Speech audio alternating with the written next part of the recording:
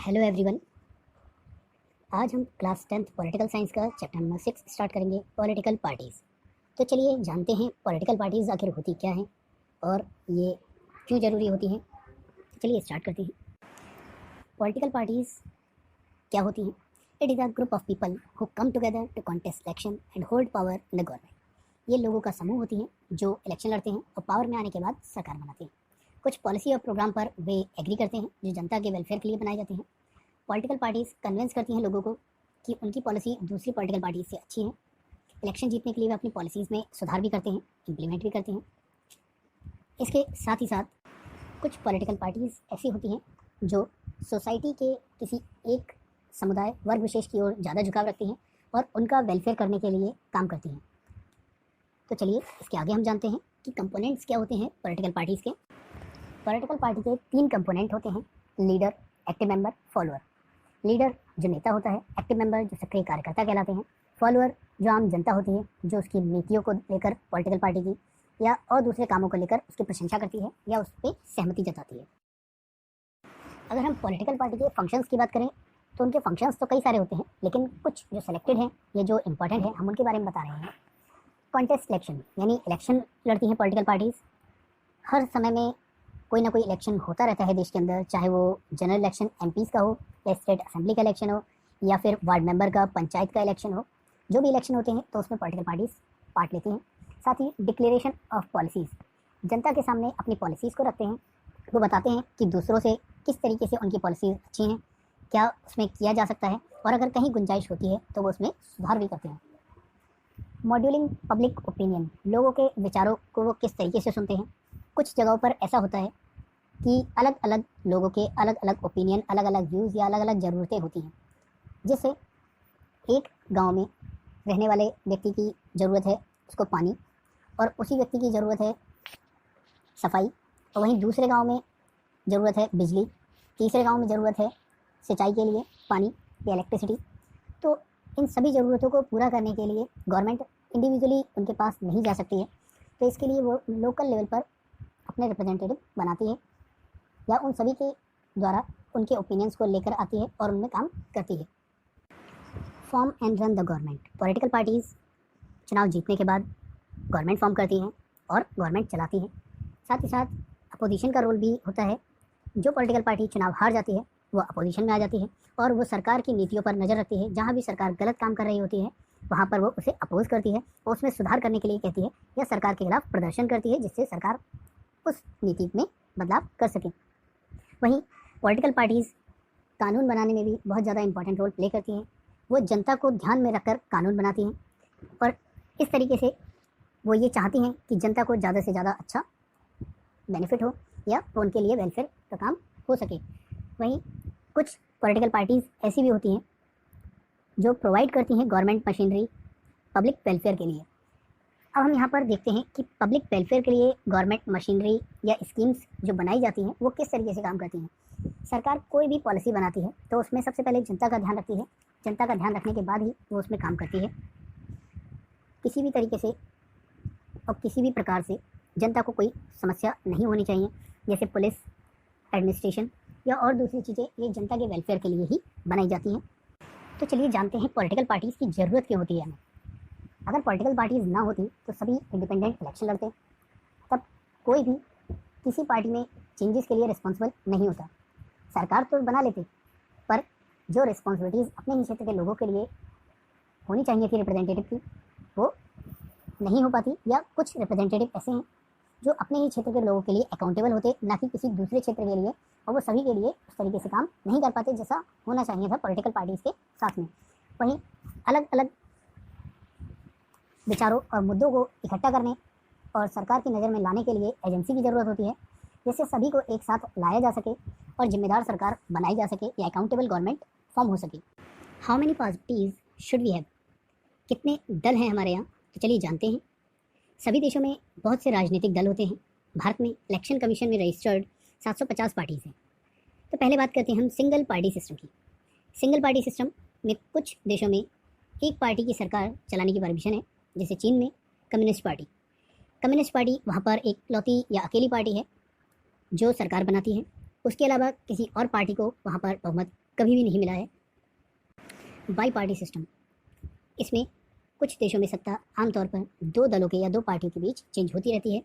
Alternatively कभी एक party सत्ता में होती है तो कभी दूसरी पार्टी सत्ता में होती है। ऐसा अमेरिका और ब्रिटेन में ज़्यादा होता है।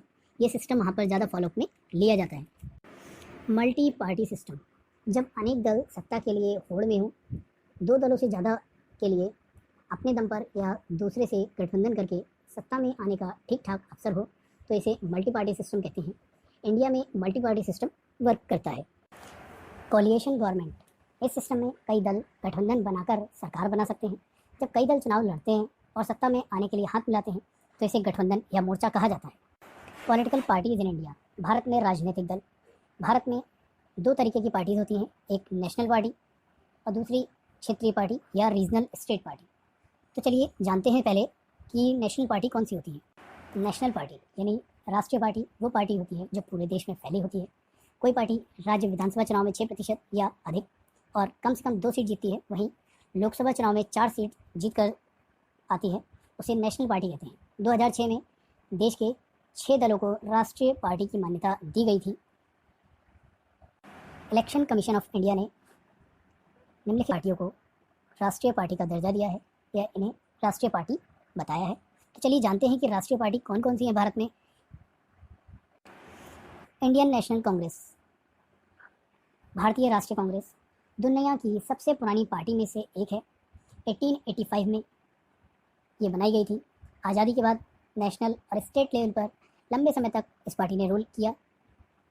इनकी विचारधाराओं की बात करें, आइडियोलॉजीज़ की बात करें अगर इंडियन नेशनल कांग्रेस की, तो अपने वैचारिक रुझान में इस दल ने मध्यमार्गी न वामपंथी न दक्षिणपंथी, इस दल ने सेकुलरिज्म, वेलफेयर और वर्कर एंड वीकर सेक्शन और माइनॉरिटी को ज़्यादा ध्यान दिया और इसको आज के समय में हम कांग्रेस के नाम से भी जानते हैं।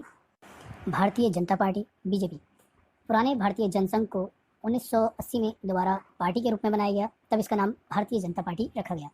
भारत की प्राचीन संस्कृतियों और मूल्यों से प्रेरणा लेकर मजबूत और आधुनिक भारत को बनाने का लक्ष्य भारतीय राष्ट्रवाद, हिंदुत्व इसके प्रमुख तत्व हैं। जम्मू कश्मीर को क्षेत्रीय और राजनीतिक स्तर पर विशेष दर्जा देने के ये खिलाफ हैं। ये इनकी कुछ विचारधाराएं हैं जिसमें ये इस तरीके से काम करती है। आज 2014 के बाद से ये पार्टी भारत में सेंट्रल गवर्नमेंट में बनी हुई है। बहुजन समाज पार्टी बीएसपी, काशीराम के नेतृत्व में 1984 में इसका गठन किया गया। इसमें दलित, आदिवासी, पिछड़े और अल्पसंख्यक शामिल हैं।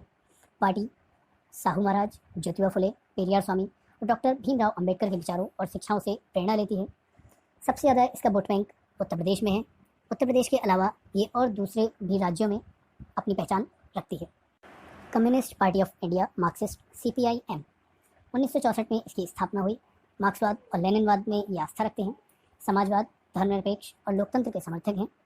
ये गरीब, कारखाना मजदूर, खेती मजदूर के बीच अच्छी पकड़ रखती है पार्टी। वेस्ट बंगाल में 30 साल तक इस पार्टी ने शासन किया है। Communist party of India CPI, 1925 में इसका गठन हुआ था। मार्क्सवाद, लेनिन की विचारधाराओं से जुड़ी हुई है ये पार्टी। धर्मनिरपेक्ष और लेनिनवाद में ये आस्था रखती है। मजदूर, गरीब और किसानों के हित में ये काम करती है। 1964 में फूट पड़ने के बाद इसका जनाधार कम हो गया और इन्होंने दूसरी पार्टी बनाई जो कि CPIM यानी कम्युनिस्ट पार्टी ऑफ मार्क्सिस्ट है। नेशनलिस्ट कांग्रेस पार्टी NCP, 1999 में कांग्रेस से बंटवारे के बाद ये बनी थी। लोकतंत्र, गांधीवादी, धर्मनिरपेक्षता, समता, सामाजिक न्याय में ये आस्था रखते हैं। महाराष्ट्र में ये सबसे ताकतवर पार्टी के रूप में जानी जाती है। रीजनल पार्टी या क्षेत्रीय पार्टियाँ कौन सी होती हैं और किनको कहते हैं, तो चलिए जानते हैं। इन 6 पार्टियों के अलावा सभी को स्टेट पार्टी या रीजनल पार्टी कहा जाता है। राज्य विधानसभा चुनाव में 6% वोट और 2 सीट जीतने पर स्टेट पार्टी का दर्जा मिलता है। ये क्षेत्रीय गतिविधियाँ देखती हैं, जैसे अकाली दल, समाजवादी पार्टी, राष्ट्रीय जनता दल, झामुमो, ये कुछ पार्टियाँ हैं जो रीजनल पार्टी कहलाती हैं। चैलेंजेस ऑफ पॉलिटिकल पार्टी यानी राजनीतिक दलों की चुनौतियाँ क्या क्या होती हैं, तो चलिए जानते हैं। पहले लैक ऑफ इंटरनल डेमोक्रेसी, पहली चुनौती इंटरनल डेमोक्रेसी की। इसमें पार्टी के भीतर आंतरिक लोकतंत्र का ना होना। सारी दुनिया में यह प्रवृत्ति बन गई है कि सारी ताकत एक या कुछ एक नेताओं के हाथ में सिमट जाती है। पार्टियों के पास न सदस्यों की कोई लिस्ट होती है, न नियमित रूप से इलेक्शंस होते हैं पार्टी के या बैठकें होती हैं। इनके आंतरिक चुनाव भी नहीं कराए जाते। कार्यकर्ताओं से वे सूचनाओं को बांटते भी नहीं हैं। सामान्य कार्यकर्ता अनजान रहता है कि पार्टी के अंदर क्या चल रहा है, उसके पास ना तो नेताओं से जुड़कर फैसलों को प्रभावित करने की ताकत होती है, ना ही कोई और माध्यम, जिसकी वजह से वे पार्टी में बने तो रहते हैं लेकिन मुश्किलें हो जाती हैं। पार्टी के सिद्धांतों और नीतियों से निष्ठा की जगह नेता से निष्ठा ही ज़्यादा महत्वपूर्ण बन जाती है। वहीं दूसरी चुनौती डायनेस्टिक सक्सीजन की होती है, यानी वंशवाद की चुनौती। अधिकांश दल अपना कामकाज पारदर्शी तरीके से नहीं करते, इसलिए सामान्य कार्यकर्ता के नेता बनने और ऊपर आने की गुंजाइश काफ़ी कम होती है। जो लोग नेता होते हैं वे अनुचित लाभ लेने के लिए अपने नज़दीकी लोगों और यहाँ तक कि अपने ही परिवार के लोगों को आगे बढ़ाते हैं। अनेक दलों में शीर्ष पद पर हमेशा एक ही परिवार के लोग आते हैं। यह दल के अन्य सदस्यों के साथ अन्याय है। यह बात लोकतंत्र के लिए भी अच्छी नहीं है, क्योंकि इससे अनुभवहीन और बिना जनाधार वाले लोग ताकत वाले पदों पर पहुँच जाते हैं। यह प्रवृत्ति कुछ प्राचीन लोकतांत्रिक देशों में बहुत ज़्यादा देखी गई है। Money and muscle power. तीसरी चुनौती में खासकर चुनाव के समय पैसा और अपराधी तत्वों की बढ़ती घुसपैठ की है। चूँकि पार्टियों की सारी चिंता चुनाव जीतने की होती है, अतः इसके लिए कोई भी जायज़ नाजायज़ तरीका अपनाने से वे परहेज़ नहीं करते। वे ऐसे ही उम्मीदवार उतारती हैं जिनके पास काफ़ी पैसा हो या जो पैसा जुटा सकें। किसी पार्टी को ज़्यादा धन देने वाली कंपनियां और अमीर लोग उस पार्टी की नीतियों और फैसलों को भी प्रभावित करते हैं। कई बार पार्टियां चुनाव जीत सकने वाले अपराधियों का समर्थन करती हैं या उनकी मदद लेती हैं। दुनिया भर में लोकतंत्र के समर्थक लोकतांत्रिक राजनीति में अमीर लोग और बड़ी कंपनियों की बढ़ती भूमिका को लेकर चिंतित हैं। Lack of meaningful choice of voter. चौथी चुनौती पार्टियों के बीच विकल्पहीनता की है। सार्थक विकल्प का मतलब होता है कि विभिन्न पार्टियों की नीतियाँ और कार्यक्रम में महत्वपूर्ण अंतर हो। कुछ ही वर्षों में दलों के बीच अंतर देखा गया है, जो कि बहुत कम है, और यह प्रवृत्ति दुनिया भर में दिखती है। जैसे ब्रिटेन की लेबर पार्टी और कंजर्वेटिव पार्टी के बीच अब बड़ा कम अंतर रह गया है। दोनों दल बुनियादी मसलों पर सहमत हैं और उनके बीच अंतर बस ब्यूरो का रह गया है कि नीतियाँ कैसे बनाई जाएँ और कैसे लागू किया जाए। अपने देश में सभी बड़ी पार्टियों के बीच आर्थिक मसलों पर बड़ा कम अंतर रह गया है। ये लोग इसमें अलग अलग नीतियाँ चाहते हैं, उनके लिए कोई विकल्प उपलब्ध नहीं है। कई बार लोगों के पास एकदम नया नेता चुनने का विकल्प भी नहीं होता, क्योंकि वही थोड़े से नेता हर दल में आते जाते रहते हैं। How can be party reform. दलों को कैसे सुधारा जा सकता है। Anti defection law. दल बदल कानून के द्वारा MP और MLA की दल बदल रोकने के लिए संविधान में संशोधन किया गया है। ज़्यादातर चुनाव जीतने के बाद पैसों के या पद के लालच में पार्टी बदल लिया करते थे। एफिडेविट शपथ पत्र। सुप्रीम कोर्ट ने पैसे और अपराधियों का प्रभाव कम करने के लिए यह आदेश जारी किया। अब ये सभी कैंडिडेट के लिए जरूरी हो गया है कि चुनाव से पहले अपने शपथ पत्र में अपनी प्रॉपर्टी आपराधिक कार्यों की जानकारी दें, पर कैंडिडेट द्वारा दी गई सूचना सही है या नहीं, इसकी जांच करने की अभी कोई भी व्यवस्था नहीं है। Steps taken by election commission. चुनाव आयोग के द्वारा उठाए गए कुछ जरूरी कदम। सभी राजनीतिक दलों को अपनी जानकारी और इनकम टैक्स रिटर्न फाइल करना जरूरी हो गया है। Proposals for electoral reforms. सुधार के कदम। क्या क्या सुधार के कदम उठाए गए। Provisions of state funding of election. कई लोगों का विचार है चुनाव में पैसे के दुरुपयोग को रोकने के लिए स्टेट फंड बनाए जाने चाहिए। Check on the misuse of official machinery.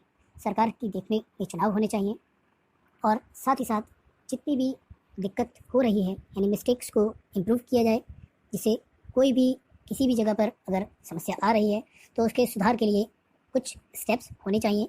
और साथ ही कैंडिडेट्स को कम से कम, या ये कह सकते हैं कि एक बहुत बड़ी संख्या में कैंडिडेट ना आकर कुछ अच्छे कैंडिडेट चुनाव में आए, जिससे कुछ अच्छे लोगों को चुना जा सके और पैसा भी उन पर कम खर्च हो।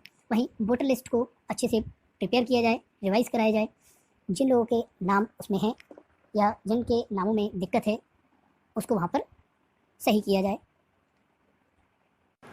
इसी के साथ हमारा ये चैप्टर कंप्लीट होता है। हमारे चैनल को सब्सक्राइब करना ना भूलें।